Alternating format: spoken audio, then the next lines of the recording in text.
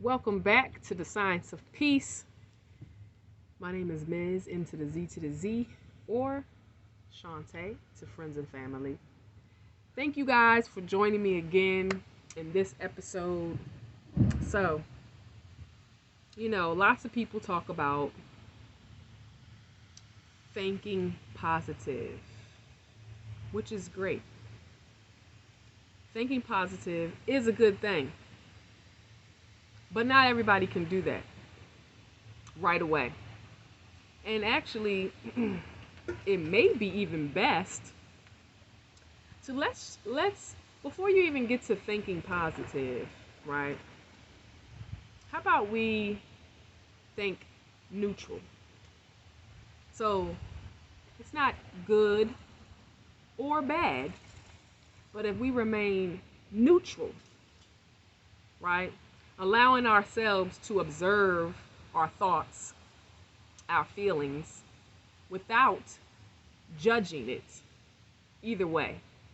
Because what I continue to learn that there really is no good or bad, but our perception upon the matter and remaining neutral. And that's not to say that to spend your whole life, never celebrating or being excited. I mean, that's the great part about being human. But also to be able to look at the neutrality, to be able to stay neutral, to be able to put your intent out and not be so attached to a specific outcome, but let it go and let it flow the way that it needs to without applying or putting an attention on it as whatever happens being good or whatever happens as being bad. But kind of in that balanced state of neutrality, because it may be hard enough for some of us. It may be hard for some of us to be able to observe our thoughts and apply to try to change. You know how some people say, change your thoughts. You might be thinking negatively, and people say, well, change your thoughts so you can think positively, right? So, and use your affirmations and all. Affirmations are great. Thinking positive is also great, but so is neutral. You know what I'm saying? And not being so caught up on what's good and what's bad. And it also may help you to not force a certain feeling that you really don't feel. You know what I'm saying? If you feel like things aren't going to work out for you, right? That's how powerful you are, is that you believe that wholeheartedly, so you attract that, right? So when people first learn that and they hear people say, well, stop thinking negatively and think positive. Yeah, okay. If you can do that.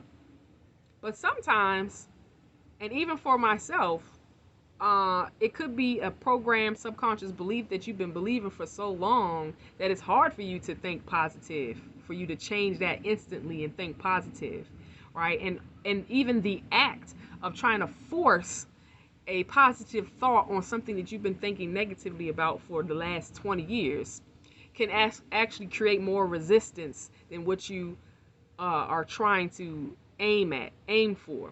You know what I mean? So maybe easier for you to just be neutral about it and to get into the neutrality of just being in the center, and allowing life to happen for you, because that's exactly what it's doing. It's happening for you, right? And we know that remaining neutral about certain outcomes, that will alleviate some of the anxiety around what is to come. If you're not so super amped about thinking, oh, this is going to turn out bad, or this is going to turn out good. How about just let it turn out? You know what I'm saying? And then being able to be in your power place and take on that perspective of it turned out how it turned out. Just being able to remain neutral and not have to force yourself to think something positive that you really don't feel. Because if you don't feel it, the universe knows you don't feel it. You know what I'm saying? And it's more than what you think, right? It's about how you feel about it. So you can think positive all day, but if you feel negative, then you have canceled out that very thing that you want to happen. You know what I mean? So, but I just wanted to drop that note, but also tell you this story that I heard about, which kind of shows you how powerful we really are and how powerful your mind is. You know what I mean? And what you believe, what you really, really believe, and what you really, really feel, you become a magnet for that.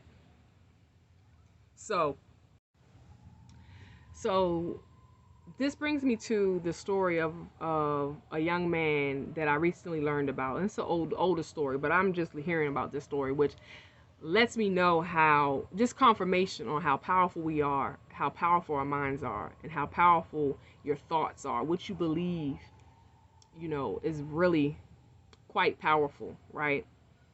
And so whether you think you can or you think you can't, either way, you're right. That's how powerful you are. So the story that I heard about, a gentleman was speaking at an organization. He was telling his story, and he's very successful now, world famous entrepreneur, entrepreneurial magazine, all the accolades. And when he was younger in high school, like, he was not a good high school student with that you would call a good student, right? Bad grades, not going to class, not really, a part of the whole school programming, right? And was never good at tests, and it really didn't apply himself in school. But he made a promise to his mother that he would take the SAT because she wanted him to go to college. And so he ended up taking the SAT and got a 1480 out of, I think, 1600 is the highest score you can get on SAT. So to get a 1480, that's very close to a perfect score, which is a great score. Like, I know when I was in high school, I can't remember, but it wasn't no 14. You know what I'm saying? I didn't get no 14. I think I got like a 9 something, close to a 1000. You know what I mean? 1000. So, but anyway, he got this high score, and he even like was surprised that he got that score. And his mom, knowing her son, knowing what kind of student he was, had to ask him, like, son, did you cheat on this test? And he was like, no, I tried, but the way that the test was set up with the Scantron and the bubbling in, he was like, I couldn't. So he really did not cheat. And he even surprised himself that he got this high score. And of course, the news traveled through the school as far as like the teachers and stuff were concerned. So he felt differently about himself as a student, when he got this score. And so when he, returned back to school, he decided that he was going to go to class. And him going to class and actually participating in the curriculum naturally kind of changed his surroundings of who he was hanging out with, because the people he used to hang out with didn't go to class. They didn't do schoolwork, stuff like that. He noticed that the teachers were kind of treating him a little differently. But now that they found out that he was actually quite smart, and maybe he was one who slipped through the cracks. So he started doing well in school, right? Ended up graduating, going to community college. Then out of community college, he went to another state college, and then from there he went to an Ivy League college, and then became an entrepreneur. Put out this great magazine, business magazine, that he's well known for, and became very, very successful, like multimillionaire status. You know what I'm saying? And it was all from a shift from him realizing that he was smarter than what he thought. And then he started to show up in school as if he were the student who received a 1480 on the SAT score. He started acting like a 1480 SAT scorer. You know what I'm saying? So he changed the way that he was operating. People changed the way they viewed him. His teachers changed the way that they viewed him. And he was a success. So some people will say, oh, well, he just changed the way that he thought about himself, and that SAT test proved to him that he was actually smart, and that gave him the gusto to really be what he really was. But that's not exactly what the lesson is, because 12 years later, right? 12 years later, he gets, and this is when he's like grown, you know, very successful, was married and all of that. He gets a letter in the mail from, I guess, like the SAT testing people. And his wife was like, "Are you going to open that?" Because he just kind of left it there. But he ended up opening the letter. And the letter basically said that during the time he was taking that SAT test, there was a number of students who received the wrong scores in the mail. He was one of them. So he really didn't score 1480. He scored like a 7 something, right?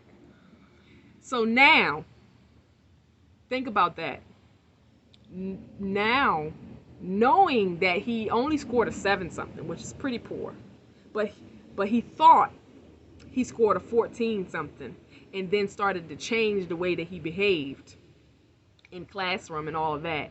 And his perception changed about himself, although it wasn't true, because he believed it to be true, and he did the actions of that true feeling and believing.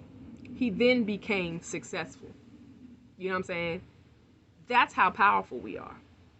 Your perception, or how you perceive something, is really the work that has to be done if we want to participate in our own evolution. Yeah, I just thought that story was amazing, so I wanted to share it with you all. I hope that it brings some type of insight and light into your life. I know that it did for me. It resonated with me. If it resonated for you, drop some of them nerd glasses down below, or whatever you want, and just remember who you are, that you are powerful, and whether you think you can or you think you can't, either way, you're right. So thank you for joining me for this episode of The Science of Peace, and I appreciate y'all. Peace until next time.